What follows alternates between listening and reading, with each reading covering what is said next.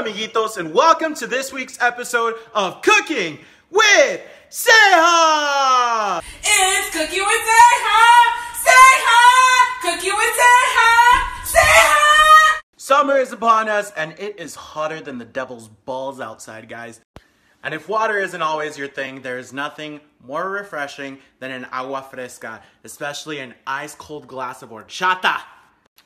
In Mexico, horchata is traditionally made out of rice and cinnamon that you steep overnight, and then you cook that with vanilla, you mix in sugar, and you have yourself this great drink.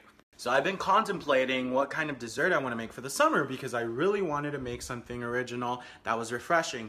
And passing a lot of fruit stands we have here in the valley, there's a lot of strawberries, there's a lot of ways I could have gone with this. So a couple things just happened that just put it all in my head, which is how it kind of works out and I enjoy it. Aguas frescas have been on my mind because Coca-Cola launched barrilitos this year in the United States. And for those of you that have been to Mexico, you should know barrilitos is flavored and essentially flavored waters, flavored aguas frescas, which have been bottled.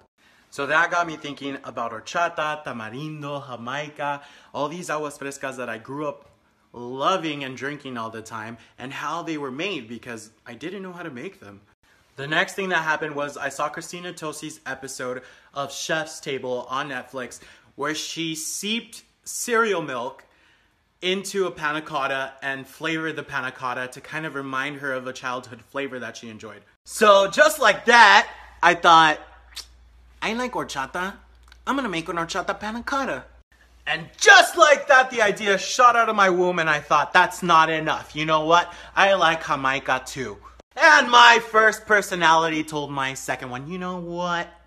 What? You can have them both. Yes, ladies and gentlemen, an horchata panna cotta with a jamaica simple syrup over the top that is to die for this summer. And I only know because I may have had some yesterday. The artisan in me definitely wants to make horchata the old-fashioned way, you know, let the rice sit there overnight, let it seep with the cinnamon, and then add milk, add vanilla, just mix it all together. But guys, horchata is rice milk. The work's already been done for us. Why complicate our lives? In a saucepan, I have half a cup of water. I'm gonna add 1/4 cup of pure cane sugar. I'm now adding half a tablespoon of Mexican vanilla, and we're gonna follow that up with another half tablespoon of pure honey. Once this has started to simmer, add 2 sticks of cinnamon that you've broken up, and continue to stir this for about 3 minutes. After 3 to 5 minutes, you'll notice your water has turned this nice amber color. We're gonna go ahead and remove this from the heat, let it cool down for a couple of minutes. While that cools, we're gonna work on our hibiscus syrup. So I have 1 cup of water and half a cup of dry hibiscus flowers. And we're gonna just make like a jamaica tea. Let this simmer for a couple minutes on medium-high heat. All right, you saw it here first, guys. Rice milk. We take our syrup and we are making horchata in those easy steps. Took a strainer to remove the cinnamon sticks and we're gonna add them back to our saucepan. We're gonna use this to start making the panna cotta in a bit. My jamaica has started to simmer in the water. Look at this beautiful burgundy color, guys. We're gonna add half a cup of pure cane sugar now and 2 tablespoons of honey to this. When it decides.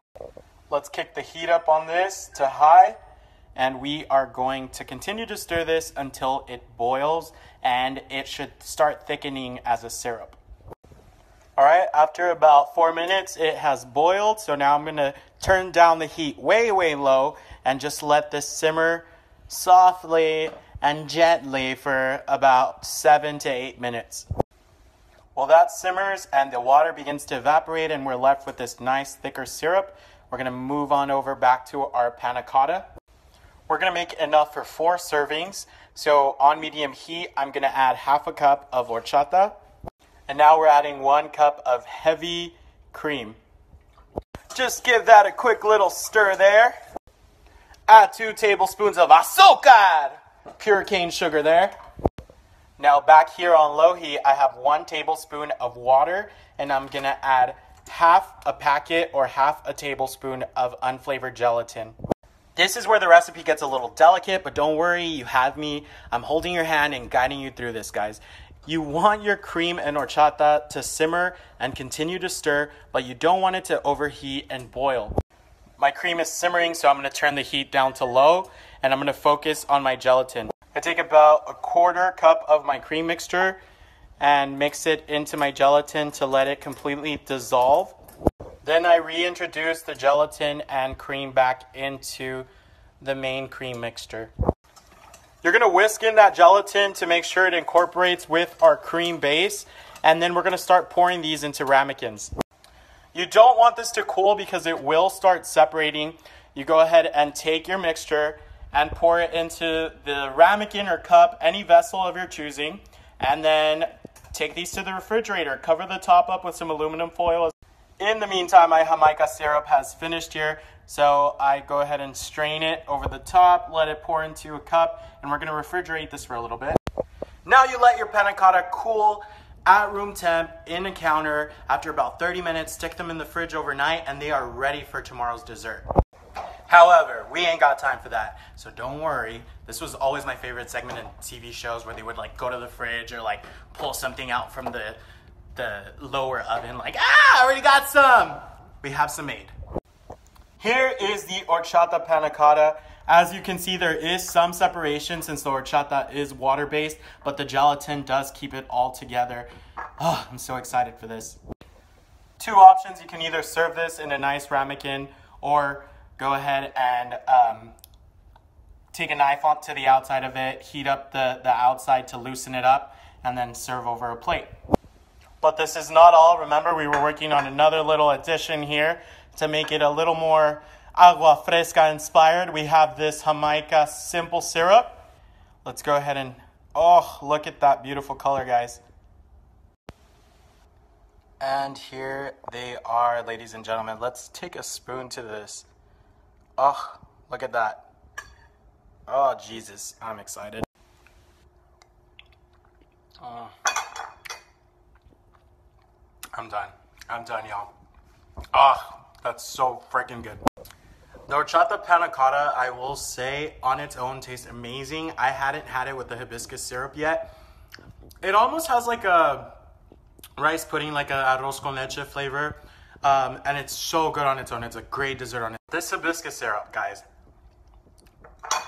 Great topper. I already see it putting it on pancakes. You could use it as syrup and just make agua de Jamaica on its own. This recipe is definitely going to stay in my little back pocket here in my personal test kitchen book. It is amazing, guys. Try it out. If you ever want to see it again, head on over to my YouTube channel and subscribe.